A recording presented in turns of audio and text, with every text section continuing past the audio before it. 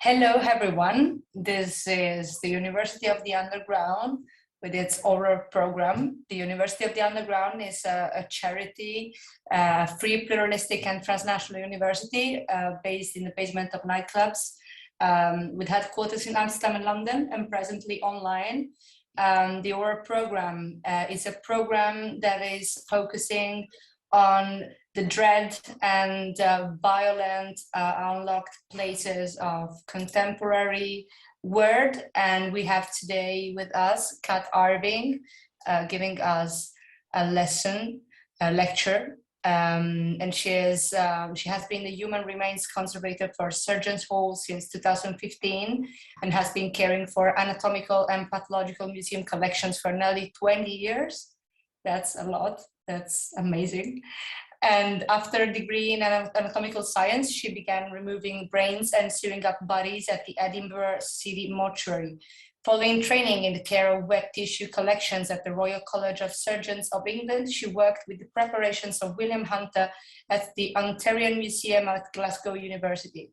Kat is a licensed anatomist and gives regular talks on anatomy and medical history, as well as writing the blog Wandering Bones.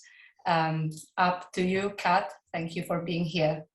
Hello, well, it's lovely to be with you. I'm speaking to you from the Human Remains store at Surgeons Hall today, and that brings me to a warning because, as my job title implies, I'm going to be talking to you about human remains today. So, I'm going to be showing you some images. If that's not something you're comfortable with, this is possibly not a talk for you. I'm guessing that since we're here to talk about horror, you probably are, but just to be aware of that, I would also just ask that any slides that I'm showing you which have human remains in, that you don't screenshot them or photograph them and share them on social media for hopefully what are obvious reasons, but if not, they surely will be by the time I finish talking to you. But I'm just going to share my screen. I'm going to give you a talk today which I've entitled Things in Jars, and that's down to the way people often perceive what I'm doing. So this is the pathology gallery at Surgeons Hall, where you can see a lot of things in jars, and largely these are human. Sometimes they're bones, sometimes they're dry, sometimes they're in fluid, but what I want to talk to you today is why we have them, how they got here, and what my job as a Human Remains Conservator involves. So I like to think of this from the point of view of a quote by Mary Shelley from Frankenstein, of course. To examine the cause of life, we must have recourse to death. And this is about the way we have to study the body. There's so many ways, and for so many reasons, you can't do that from the living body. People have tried, they've tended not to be very nice people. But let's start at Surgeons Hall.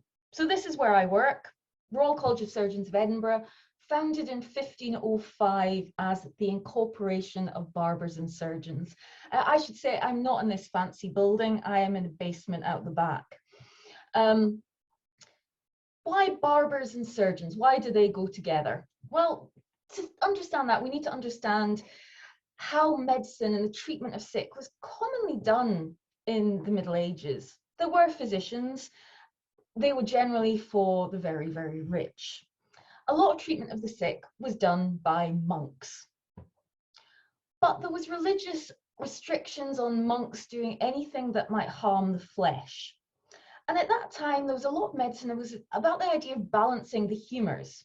So the humours are these ideas that our temperaments are made of these 4 elements, and what our personalities are like is down to the exact combination that we have of them. So you can still hear this in language today, so you might say that someone is good-humoured or bad-humoured, that they're phlegmatic or they're sanguineous or,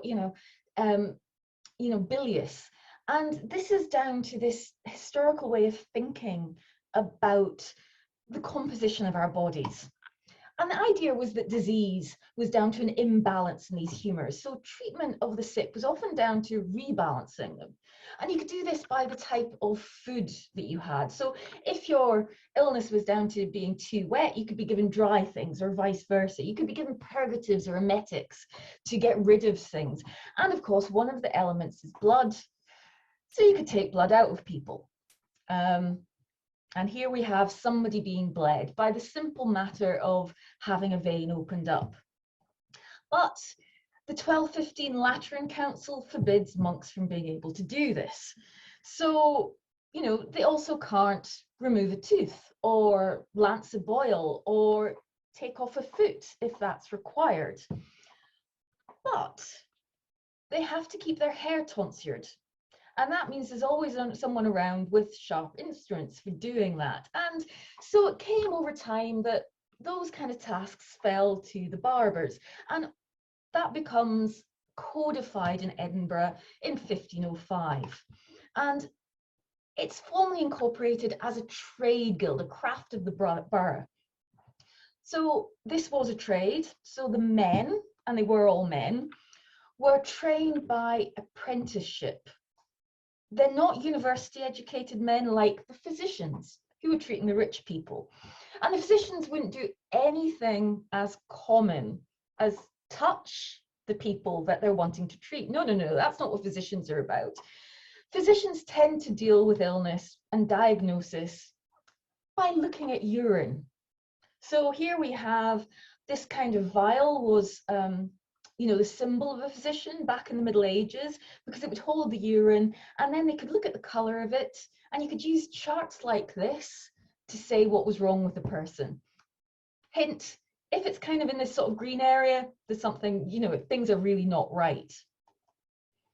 And this led to the alchemist Paracelsus saying that all physicians can do is gaze at piss. And the Hippocratic Oath meant that the physician, like the monks, could never use a knife on people. So this is surgery. Surgery is done by, you know, someone who's much lower down the social scale than a physician. It was not thought of as proper medicine.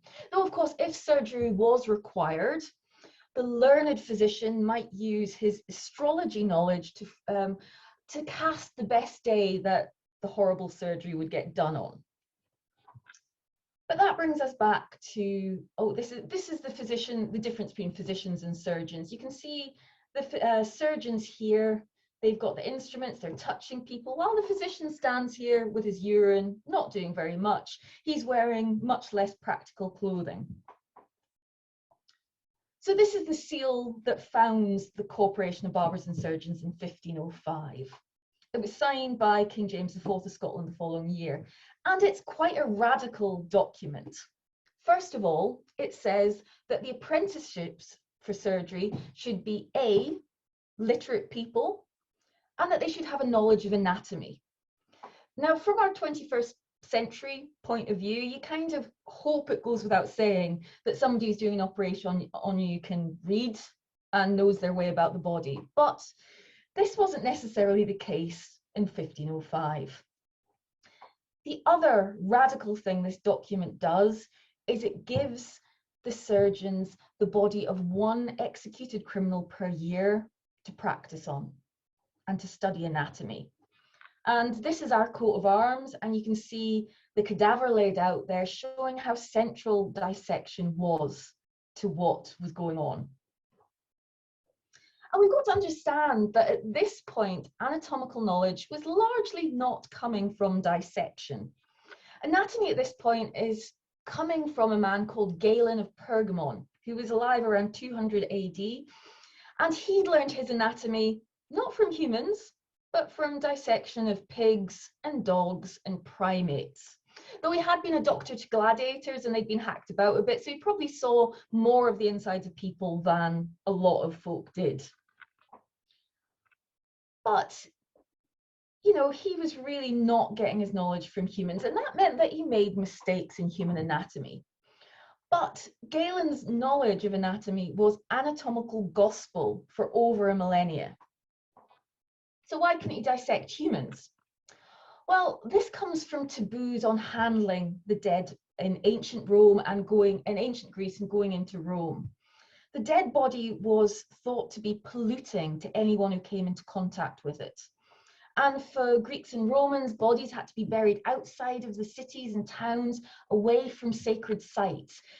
If you came in contact with a dead body, whether it was someone who died at home, or you had to wash the body or were involved in the burial, then you couldn't go to the temple, you couldn't visit sacred sites for a certain length of time afterwards. And this kind of idea that corpses could pollute the living was, it still carries on today in certain cultures and has been very common throughout history. It's the reason why a lot of cultures will cremate remains rather than bury them, because they think that buried remains will pollute the soil. Even today in Varanasi in India, bodies are handled and cremated by members of the Dom community, who were said to have been cursed by Lord Shiva after one of their members tried to steal an earring from the goddess Parvati. And the community is still considered amongst the lowest ranks of the untouchable Dalit caste, even though it said you can't go to heaven unless the Dom has been present when you're being cremated. There's a Japanese film called Departures, which shows the stigma attached to people who work in the funeral industry. It's from about 10 years ago.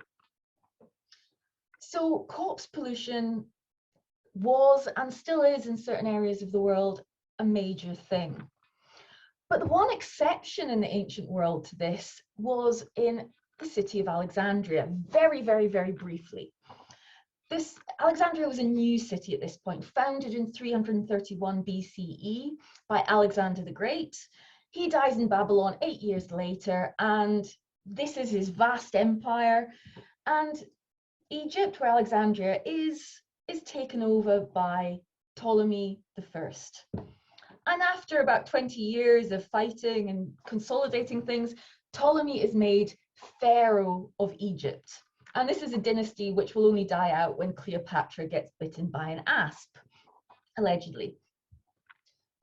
What's that got to do with anatomy? Well, Ptolemy, once he becomes Pharaoh, has ideas.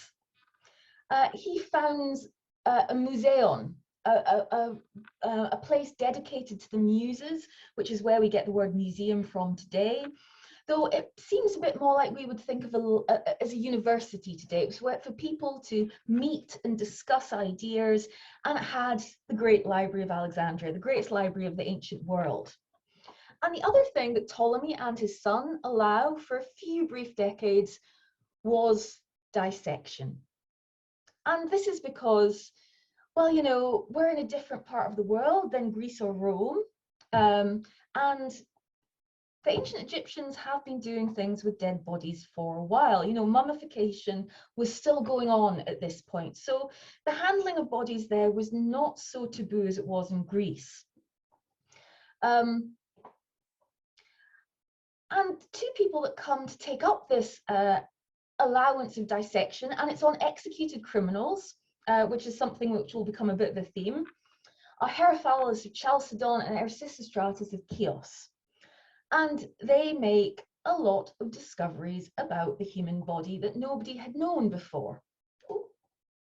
They describe so many bits. They give us words like retina and cornea, and it's quite amazing, this flourishing of anatomical knowledge. But within 30 years, it's forbidden again, and it isn't allowed for quite some time. And in fact, both these men's writings didn't survive, and we only know of them because of Galen. And as I said, Galen got a lot of things wrong, but they're the foundation of anatomy for around 1300 years. Things start to change in the 14th century in Europe. And I would make a really strong case for the fact that Christianity and the centrality of Christ's body and its resurrection are really important to the development of anatomical study. There are lots of things that will tell you that the church, particularly the Catholic Church, frowned on dissection, it banned dissection, it's forbidden it, and that is largely utter bollocks. you can see that this is coming from writings in the 19th century. Actually, you get quite a few papal bulls in the 13th century, 14th century, that are quite in favor of dissection. And this is because with Christianity, taboos on the body change. Medieval Christianity has almost no belief in the idea of corpse pollution, which had shaped ancient Greek and Roman ideas around dissection. People are no longer buried outside city walls in Christian communities. They're buried in sanctified grounds in the heart of the community. Relics. People will go along and they will kiss the remains of saints in order to get intercession, with God to help them with problems. Women who die in childbirth will be opened up so that their babies can be baptized so they don't end up in limbo. There's even division of the body where people would have like their soft, squishy, easily decomposable parts taken out and buried where they die, and have their bones and their more substantial remains taken back to their favorite place of worship so they can be buried there. But this kind of change leads in 1315 to the first authorized human dissection in modern times. I'm going to use the word authorized because I have no doubt that people were actually doing unauthorized versions before then. And this leads to dissection becoming a regular thing, first in the Italian states and then spreading into Northern Europe by the end of the 15th century. And this is where we get to when this college is founded in 1505. In England, Henry VIII in 1540 gives the College of Surgeons down there 4 bodies per year, so they get more than we do. But the thing is, at this point, even when people are doing dissection, they're still going with what Galen said rather than what they see with their own eyes. And this changes with a man called Vesalius, who in 1543 publishes this work on the fabric of the human body, which will utterly revolutionize anatomy and really makes dissection central to medicine. So it takes off hugely. And because it becomes much more common, that 1 body per year that we got in 1505, it's just not enough. And even when you get bodies, it's limited to when you can actually dissect them because it's a winter sport. Effectively, human bodies, they will decompose quickly. So you can only do this when it's cold because there are no fridges back then. So in Scotland, we could do it for about 6 months because we tend not to be very warm here. In Italy, in Bologna, where that first dissection took place, they were limited to the 2 coldest weeks of the year, which happened to coincide with Carnival. So public dissections in Bologna through the Enlightenment, well, they would be attended by carnival revelers and they'd be drinking and there'd be music going on at the same time. But with these problems, it starts to become apparent that, if you could keep hold of bits of the body to study at a later time, well, that would be quite useful, wouldn't it? So we get this quote from Robert Boyle in 1664. "It cannot but be a great help to the student of anatomy to be able to preserve parts of the human body and those of other animals, so long that he may recourse to them at pleasure and contemplate of them so often and so considerably and firmly impress an idea of it upon his memory." And this is really the springboard to the idea of the medical museum, which would become an essential part of anatomical teaching from the 18th century right up until the 1960s, where we start to get other more modern methods that we can teach anatomy. William Hunter, who was a great anatomy teacher down in London, he said that all students should have the following things: a complete articulated skeleton, several skulls, 2 specimens of the trunks of children, one showing the organs from the front and one from the back, and basically as much else as you can get your hands on.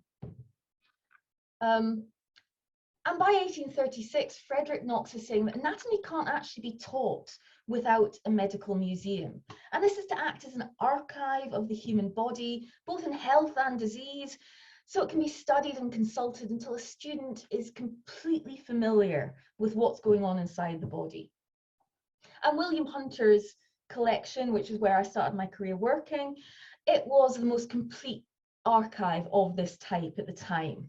The problem is, how do you make this kind of archive in the face of the natural inclination of the body to decompose? Well, you get dry preparations, bones, dried preparations where the tissue has been dried out and varnished to stop the insect getting in. So this is kind of like the same kind of sort of desiccation that you get with Egyptian mummies, but you know, the varnish is stopping flies, and you know, you are doing it so that you can see it. It's not just wrapped in bandages and then put into a very, very fancy coffin.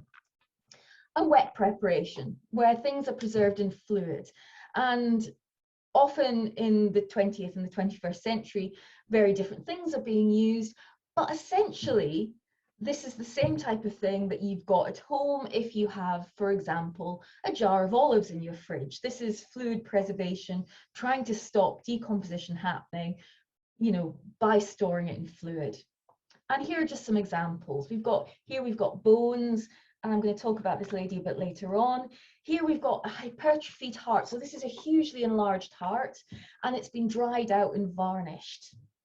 Here we've got a mixture. We've got bone, we've got blood vessels which have been injected with wax, and we can see dried tissue as well. There's a small ear here, we can see the nose, there are muscles running down the back of the neck. And here, this is another heart. These two hearts actually have the same condition, so they're both enlarged, but this one is preserved in fluid, and fluid allows you to see what's going on much more clearly than you can with the dried and varnished preparations. So where are these body parts coming from?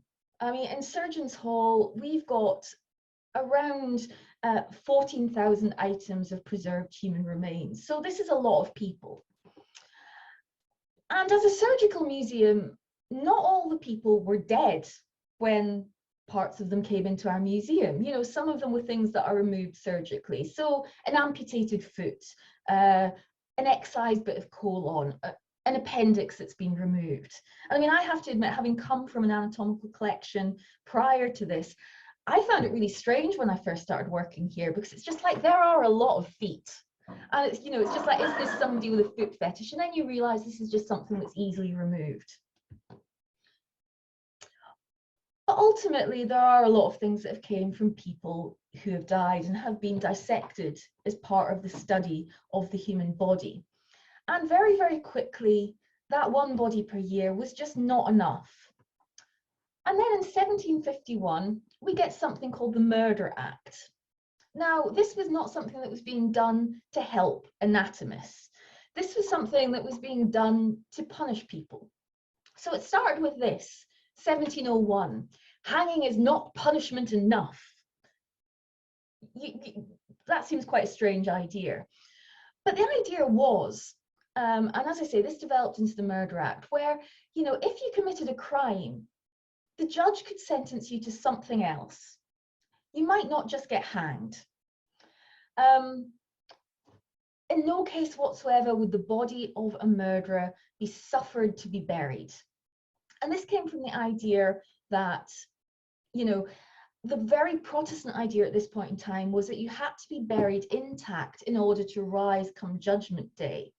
So if you stop a murderer, you know, being taken down from being hanged and then being buried intact, well, then you're denying him his possibility at eternal life.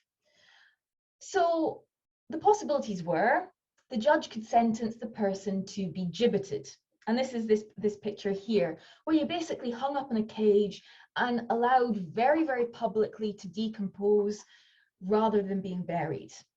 And the other option is that you get sent to get anatomized. And this was by far the most common punishment for murderers after 1702. You know, because the idea was you could get hanged for pretty much anything at this point in time. Pickpockets would get hanged, poachers would get hanged. If you burgled a house, you could get hanged. If you do something really bad, you get hanged and anatomized. And you can see this in Hogarth's Reward of Cruelty, which was a series of 4 illustrations which show the life of Tom Nero, who starts off by torturing animals as a child. He goes on to murder his pregnant girlfriend, for which he's hanged. And here he is on the anatomist's table, his guts hanging out and being feasted on by a dog. You've got an anatomist poking something into his eye there, bones being boiled up nearby. You know, this is your fate if you commit this worst of crimes. So this is bringing more bodies for dissection. The thing is, though, in the 18th century, Edinburgh was the top place in Europe to come for medical teaching. Some years there were more than 300 students per year. There simply aren't enough people being hanged. And it's not just the medical school that's needing those bodies. There are also private anatomy classes going on. And private anatomy classes were particularly popular while this man was professor of anatomy. This is Alexander Monroe Tertius, and he was part of an anatomical dynasty who, between 3 of them, held the professorship of anatomy at Edinburgh University for 126 years. And Monroe Tertius 1 and 2 were considered great teachers, great lecturers. Alexander Monroe Tertius, not so much. And this is what Charles Darwin, who Tertius put off medicine, said about him. I attend Monroe on anatomy. I dislike him and his lectures so much that I cannot speak with decency about them. He is so dirty in person and actions.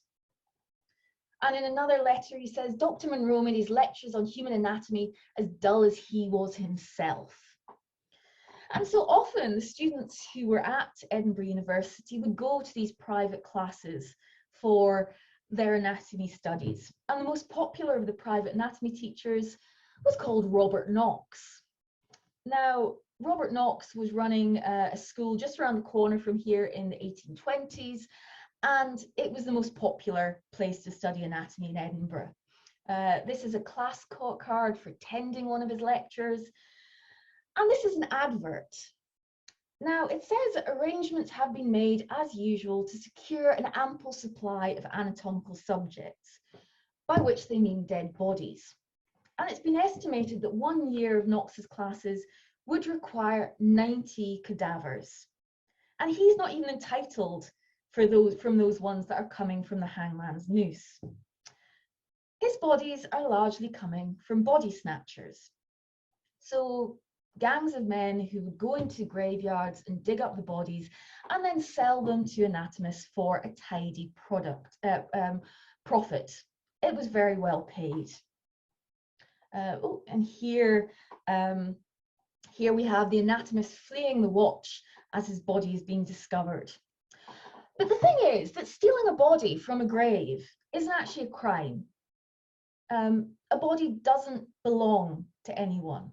So if you dug a body up and you took the clothes that it was in, that was a crime because you're stealing those clothes. They belong to someone. But the body itself, that's just a misdemeanor. You might end up with, a few months in jail, but nothing particularly serious. But the thing is that grave robbing terrified people, the idea that they or their loved one might be dug up. And so they start going to quite extreme lengths to stop it happening. So this is a Mort Safe. So it's a cage that's put over a grave to stop people being able to dig it up.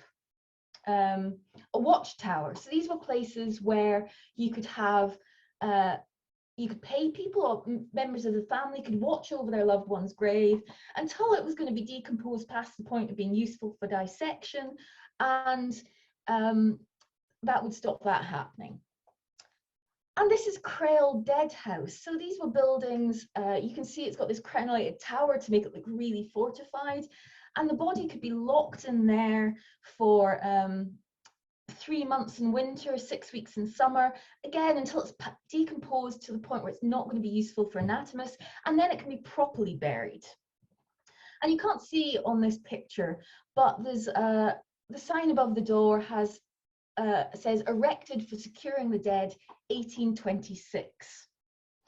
And that's just before two men called Burke and Hare come into our story. So this is William Burke and William Hare. They were two Irishmen who'd moved to Scotland to work on the Union Canal. And after the work was over, they moved to Edinburgh. Burke becomes a cobbler, Hare runs a lodging house. And one day, one of his lodgers dies, owing Hare some back rent, £4, which is a considerable amount of money. And it's Hare's friend Burke who suggests, well, maybe they could take the body along to sell it and get that money back. And that's what they do. They go along to Edinburgh University and they actually ask for Monroe Tertius. But one of the students says, no, don't sell it to him. Go across the road. Go to Robert Knox. He'll see you right. And that's what they do. Knox gives them £7.10. And one of his assistants says they'd be glad to see them again when they have another body to sell. And that's when the killing starts. Burke and Hare murdered 16 people over 10 months in 1828. The technique they used became known as Burking.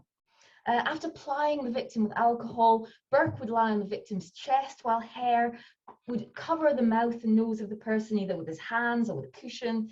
And it's a method that would be undetectable before the era of modern forensics. Eventually, they were caught. Suspicions were raised after the murder of a local beggar called Daft Jeannie, who was recognised by a lot of people, and he had a club foot. And then another victim body was found hidden in a pile of straw at Hare's lodging house by some of his other tenants. And they go to the police. And by the time the police come along, well, Burke and Hare have transported the body to Knox's anatomy room, which is where it's found. The game was up for William Burke and William Hare. Once in custody, William Hare turns king evidence. He effectively rats Burke out, he gets off, and William Burke is hanged. This is notes of his execution, and this is an illustration of his execution. It took place on the 28th of January 1829 on Lawn Market in Edinburgh, and phenomenal amounts of people came to see him being hanged. It was the largest public execution in Scotland. The minimum estimation of the number of people there I've seen is 20,000. You can see the people leaning out of the windows here. Those that overlooked the square living there would rent out window space. So this was kind of like the Airbnb of its day. And then after he was hanged, William Burke's body is transported to Edinburgh University, where it is very publicly dissected by Alexander Monroe Tertius. And we still have some bits of William Burke. So this is in our museum. This is a pocketbook which was bound in his skin. And this is William Burke's skeleton. It's on display at Edinburgh University still. I'm actually doing some work cleaning it up at the moment. And they've also got a document which was written in his blood, dipped, the quill was dipped in his head while he was being dissected. Robert Knox didn't face any formal charges, but public opinion was very much against him, and eventually he moved away from Edinburgh after his house was attacked on a number of occasions. But regardless of the benefit to medicine, and there was a lot of benefit to medicine from these dissections, we can never ever forget that. We are all benefiting from what went on during these times. People were terrified of being dug up to go to the anatomist. And the Burke and Hare murders gave them something else to fear. You might be murdered for this. And it wasn't just Burke and Hare either. There were copycats. You know, this was reported in all the newspapers. All those body snatchers, grave robbers out there, they suddenly realized there was an easier thing to do than all that digging. And one grave robbing gang in London, who claimed to have exhumed somewhere between 500 and 1,000 bodies to sell to anatomists down in London, they suddenly realized that this would be better. So the London Burkers, led by John Bishop and Thomas Williams, evolved from grave robbery to murder before they were caught, convicted and hanged in 1831. And this led to a demand in a change in the way that anatomy schools were supplied, to give them a new legitimate source of cadavers to dissect. And this led to the passing of the 1832 Anatomy Act. There had been an attempt to pass this in 1828, but Parliament had been a bit squeamish about it. And with its passing in 1832, Lancet said that the real authors of the Act were Burke and Hare. And what this Act did was replace dissection on hanged criminals with the unclaimed bodies of people who died in poorhouses, workhouses, and prisons. And this was largely what was going on in the rest of Europe at this time. Furthermore, people could donate the body of a next of kin if they couldn't afford the funeral, so that burial costs would be at the expense of the anatomy school after dissection. So the people who were being dissected after the 1832 Anatomy Act tended to be the poorest members of society, either people who didn't have relatives or people whose relatives couldn't afford to bury them. So the Act was largely successful in ending grave robbery, and it also allowed operations to become safer, medical knowledge to develop, but it was largely at the expense of some of the poorer members of society. And in London alone, between 1832 and 1932, 57,000 bodies were dissected via the Anatomy Act. In England, the Anatomy Act remained in place until 1984. In Scotland, it's still in place, though with amendments in 2006. Since World War II, pretty much all the bodies that are being used for studying, for dissection, and we have to remember that this isn't just students, this is also the way surgeons develop procedures, practice procedures. These are largely done on donated bodies. And the recent Human Tissue Act means that retaining bodies without explicit consent is no longer allowed. And that brings us to what I do.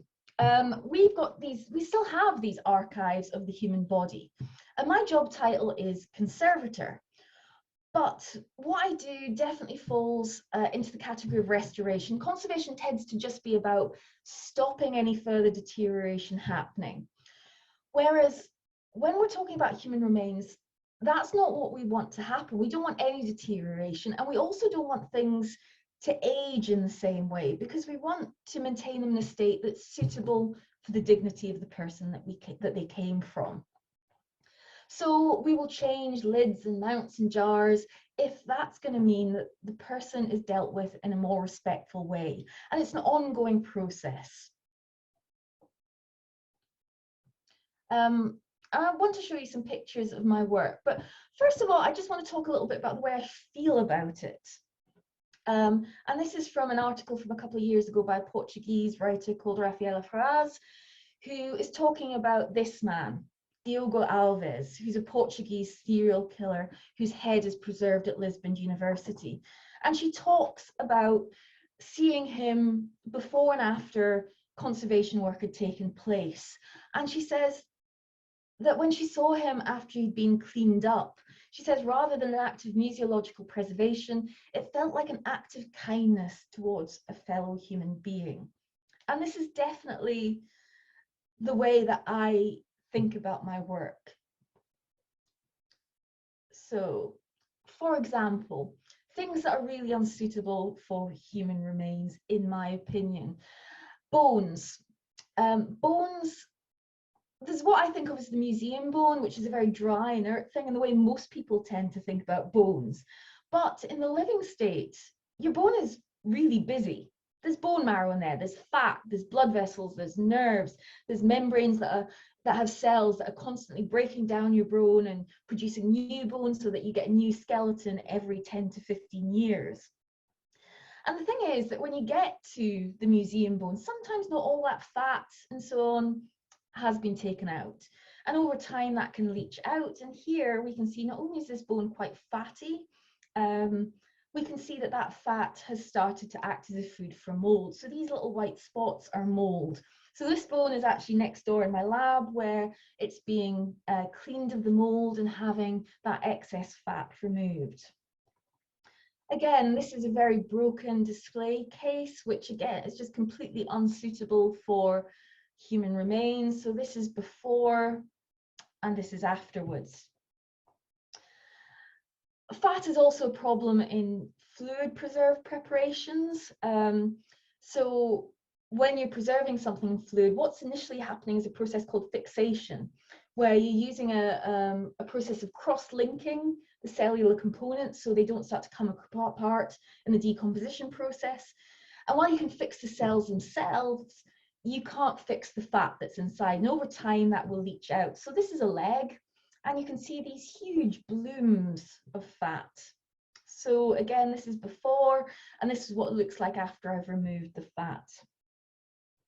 And here, this has become very, very fatty. So this is a fatty layer. And then this is all mold that's feeding on that fat to the point you can't even see what's inside. And this is one of the times you can see what I mean about the difference between conservation and restoration. Because in order to work on this properly, I've transferred this away from the jar it was in into something different. So for people that were carrying out conservation on a painting, they would think it was completely unacceptable just to go, oh, we're going to put it in a different frame now. But it's a very, very different thing when this is human remains. Here again, cloudy and fatty fluid before and after. And one of the things that you can't really get from the photos here is that this jar is almost 1 meter wide. Here again, mold is being produced. So this is before and after that's been taken out. And this is a gangrenous foot. Again, as I said, we do have a lot of feet. And here the pitch sealant has started to run, it started to coat the foot. And while I'm not sure you can use the term pretty about it, I certainly think it's a big improvement afterwards. And skeletons. As I talked about earlier, a lot of the people who have ended up in our museum are some of the poorest members of society. And one of the reasons I think collections like ours are very, very important is that these are often the people whose stories are not being told in museums. So I just want to talk a little bit about this lady. Her name was Jeannie, and she died around 1800, and she suffered from a condition called rickets. And rickets is a deficiency in vitamin D, which leads to your bones becoming very soft. And this is a very, very extreme case. You can see that her lower leg is bent so that her ankle is almost touching her knee. And in spite of this, we know that she was someone who went around Edinburgh at speed on crutches. She was somebody that everyone knew. She was well liked around town. And the thing is that even showing you this picture doesn't really get how it feels to see this lady and understand how difficult her life must have been. She ended up dying during pregnancy, and this picture in no way shows how difficult it would have been to deliver a baby naturally with the condition that she had. And so actually encountering her in a museum gives us a really unique experience of what her life must have been like and what she must have went through. And also without this, we just wouldn't know about her at all. And this is one of the reasons stories like this allow us to really have a picture of the past that I don't think we get without seeing these human remains. I also think carrying out conservation on the human remains we have in our museum is showing respect to the people who, as I've said, without them, medicine would not be as far developed as it is now, and we all benefit from that. And it can also be of current benefit. I mean, we are doing a lot of social research into this, so it's giving us you know, a way of understanding the past, but it's also things that might be quite helpful to us.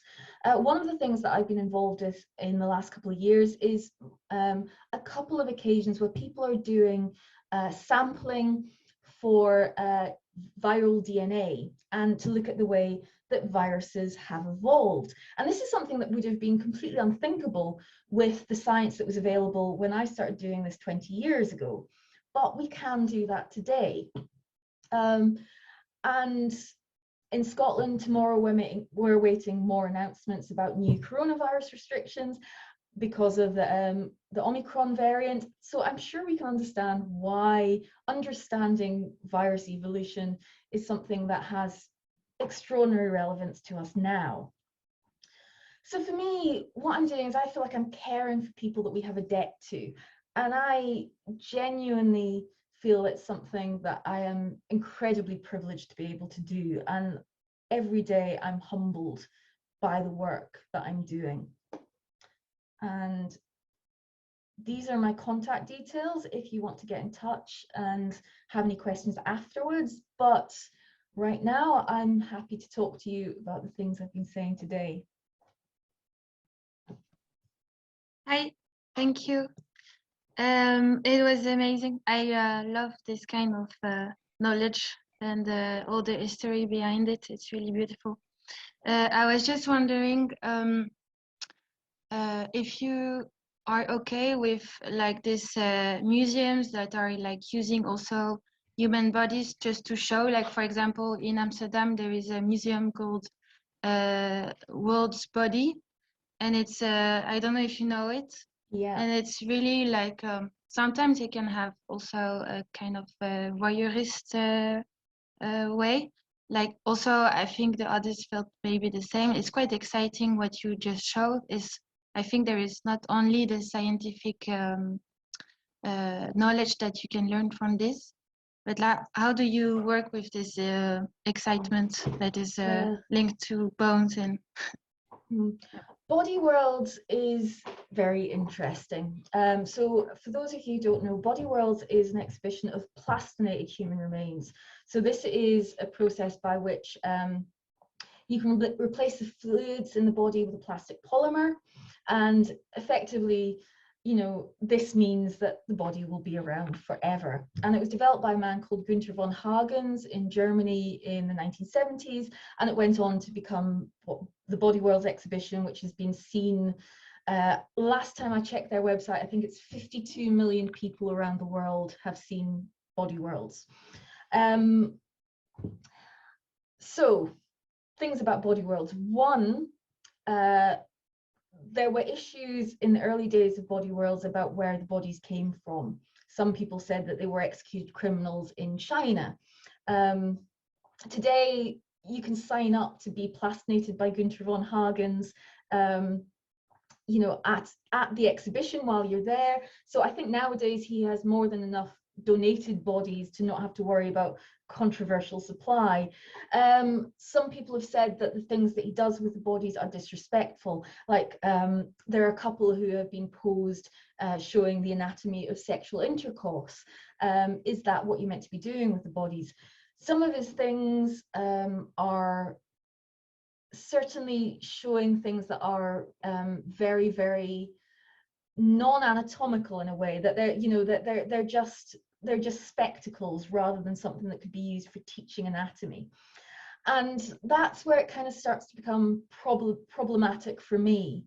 Günther von Hagens has constantly courted controversy throughout his career. I actually met him back in 2002, and he was a very strange man, but he definitely wants there to be scandal involved in what he's doing. And I feel we got a lot of that in the 19th century, and we've got to a point where largely, I mean, there was a problem last month in Las Vegas with somebody who hadn't known that they were going to be publicly dissected in front of a paying audience.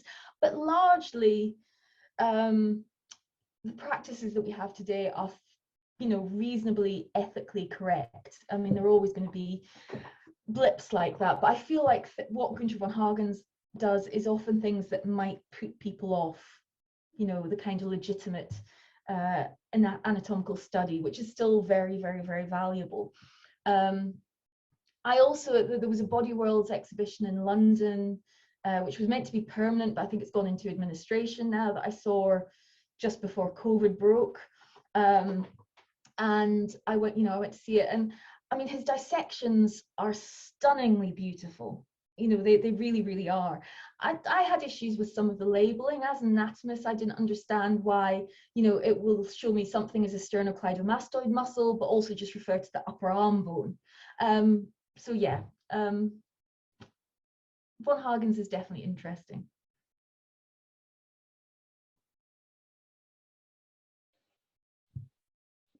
Any other questions? Okay, I got one, but it's not academic at all. It's just because I also love whatever you talked about so much. And I actually just, because I remember when my brother studied to become a doctor, he also went into like the wet section, and I always wanted to come. But I just wonder, does it because when you conserve it in alcohol, does it then smell when you open up all these jaws? I'm just thinking of the smell of the inside of the body, because it's something you can't really, that you can never actually connect to with your own body. So does it have a lot of smells? What it smells like tends to be more about what the preservation fluid is. Okay. So, if you open a jar which has got alcohol in, there's a definite kind of, it's not like fresh alcohol. There's definitely something else there, which is to do with the tissue that's been preserved in it. But you're predominantly smelling alcohol. If you have something which is formaldehyde fixed, formaldehyde preserved, which is very, very rare for me. Most human things are not. They can be fixed in formaldehyde but kept in something else. And I think I included an article on that in the readings for you, so I'm not going to go into that too much. If you encounter formaldehyde, you will always know the smell of formaldehyde. It's very, very distinctive, and it will make your eyes water and your nose burn. And usually if I'm not coming on it unexpectedly, I wear a mask. There's also some sort of strange things, like there's certain liver jars you open up, and there's a smell that always makes me think of having lamb and mint sauce when I was a child. I've got no idea why, I can't explain it, but it's happened on a number of occasions. So yeah, there's obviously something about the way some of the chemicals that have been in the liver are reacting with the preservative that's just producing something that's what it evokes for me. None of the, when I worked in the mortuary, I encountered some severely decomposed bodies. None of what I smell in this kind of work is anything like that. And okay. if it did, I'm doing my job wrong. Yeah. Okay, thank you. I have a question, but it's like super undeveloped in my head still. I'm trying to, but it kind of reminded me from what Pauline was saying of making anatomy on the insides of the body more accessible, and making them immersive exhibitions to like also children. So I was thinking, yeah, what do you think about making the insides of your own body or like a human body visible and immersive? How does that shift things in terms of envisioning life, sort of? Yeah, it's a very interesting thing because we as a museum have an education program for children, which I'm not directly involved with, though I have occasionally had to go and stick my arms out for children to put my arms in plaster and things like that. But we have workshops where we which we call So Do You Want to Be a Surgeon, where we do things which involve little bits of chicken with custard inside for children to practice lancing boils. And there's a thing that's done with crunchy, I don't know if where you are, crunchy chocolate bars, which are made, like that kind of, I can't remember the other word for it, the sort of honeycomb sugary sweet with plaster on top that you can use to simulate taking samples of bone. So we have a lot of it. workshops for children which are trying to get them to understand, you know, the physicality of the body, you know, and so that we can show them actual human bones and how they work. But yeah, I mean, as an anatomist, I am genuinely in favor of that. And I think the more that we understand about our bodies, the better, not just as children, but as adults. And the fact that, you know, it's so crucial to what we do, but, you know, as long as everything goes right in your life, you will never see the inside of your body. You know, it tends not to be a good thing if you do. You know, we are endlessly fascinated by it. And you can see that in the visitor numbers for places like Body Worlds. I mean, even in the 19th century, we've got visitor numbers from 1837, which show that we had more than 10,000 non-medical visitors coming to this museum in a year. And I think it was only open to the members of the public like one day a week at that point, you know, and now we're getting 87,000. So, you know, people are really, really fascinated by it. And I mean, because of controversy with displaying human remains and things like that, there are a lot of medical museums which will only allow medical students, people in the medical professions, to come and view them, and I really disagree with that. I think it's a horribly elitist attitude, you know, that we should all be able to see the insides of our bodies if we want to, you know. Yeah, I'm now thinking, indeed, like, and in cases where they utilize now, because this is a horror program, of course, where like cigarette boxes, right, like these decomposed bodies, and showing that, but not the other educational side to scare us and into what happened to our bodies. Yeah, it's really interesting. Thank you. Actually, once I needed some human ribs for a project, and I was super surprised because it took me 5 hours to get some, and I just had a bag of human ribs. I could touch them. Like, I don't know if it's normal, if it's that easy all the time. No, but, it shouldn't be that easy. No, okay. Yeah, I thought there was also a problem because then I kept them in my house and I felt a bit weird, and I gave them back. But yeah. Yeah, I mean, it's a thing, you know. I mean, I'm speaking from the UK perspective. You know, up until, you know, the 1980s, medical students were required to have a skeleton, and you'd either buy it yourself or you would rent it from your university to, you know, carry, you know, have at home to study. But it was, you know, like William Hunter said earlier on in my slides, it was considered an essential part of, you know, of your degree.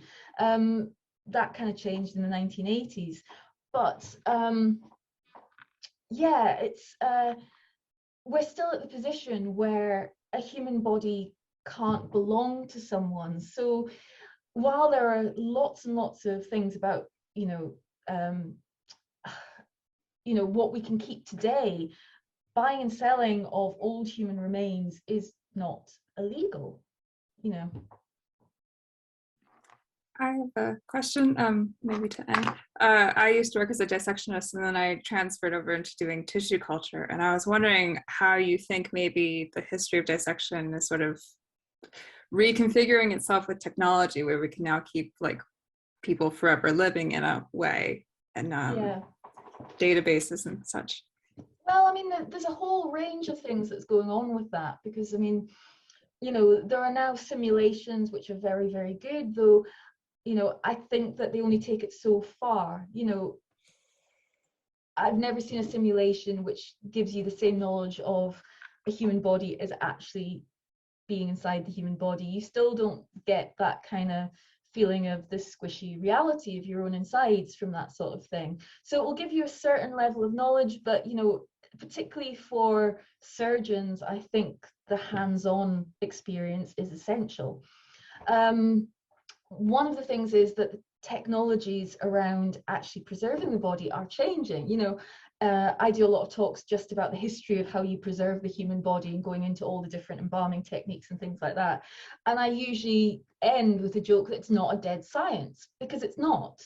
And one of the things that we get here at Surgeons Hall, because we still get donated cadavers for surgical practice, is that we get bodies that come from Dundee, which have been embalmed with a method called teal, which is much more lifelike than the formaldehyde embalming, which is, you know, the usual way that they've been done. And in Leiden, Dries van Dam has been developing Fix for Life, which again is meant to be much more lifelike than the older formaldehyde embalming methods. So, you know, while we are developing other technologies, you know, which, you know, are sort of electronic and ways of interacting through a screen with the body, we're still trying to develop more lifelike ways of interacting with a human cadaver.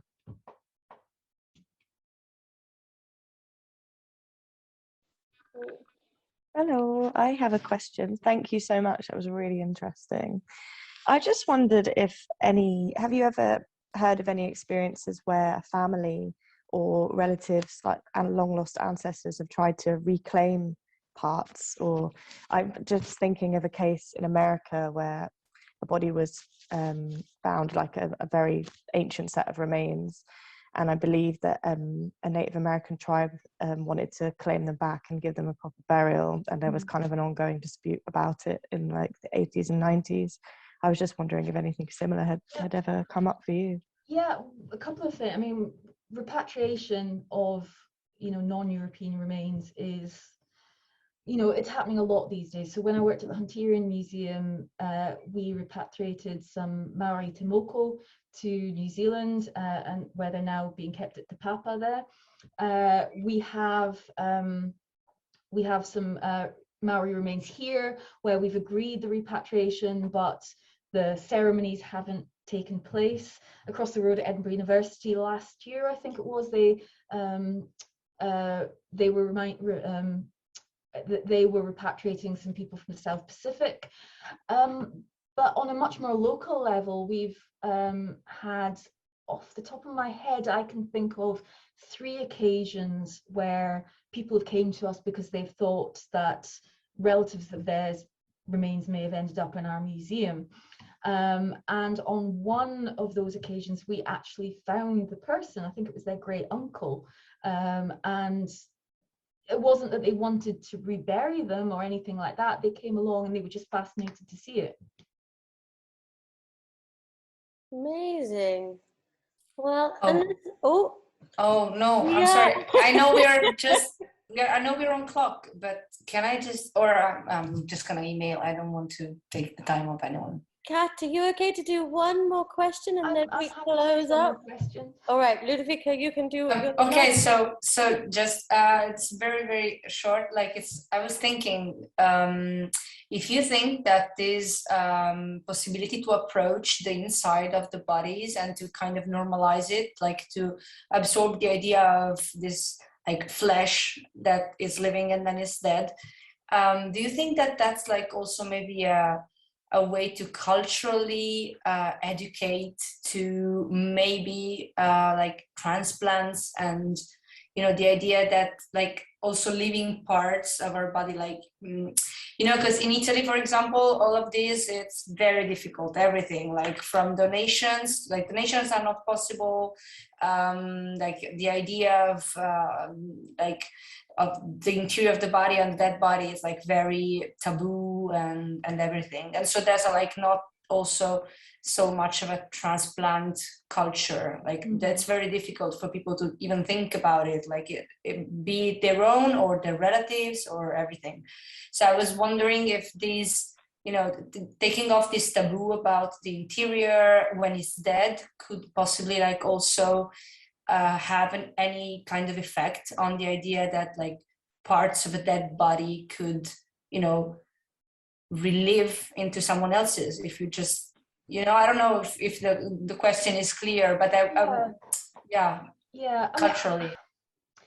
I think it's one of those things it's a bit of a shame, because at Surgeons Hall, as a surgical museum, we're actually closed to human remains, so we no longer take human remains in, so all our human remains are historic. And I personally think that it would be such a wonderful thing if we could keep things like this, so we could show what somebody's kidney looked like once it had been transplanted into someone else, and understand use that to be able to tell the stories of how that works, you know, how that can go on to give someone else life.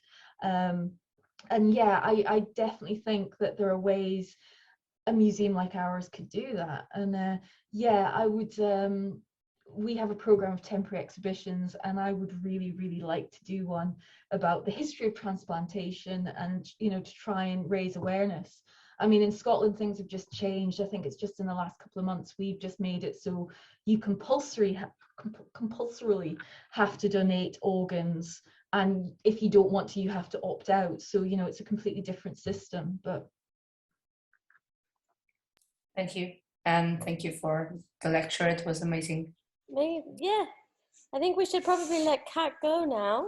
I think she's still at work, so it's time to go home and have dinner. But thank you so much. And is it okay if anyone would like to reach out? We can share your emails just in case. yeah, perfectly happy. I love talking about all this stuff, so I'm always happy to discuss with people if they've got questions. Brilliant. Thank you so much. And thank you all of the researchers for coming, and hope you have a good evening. Thank you. I'm going to stop the recording.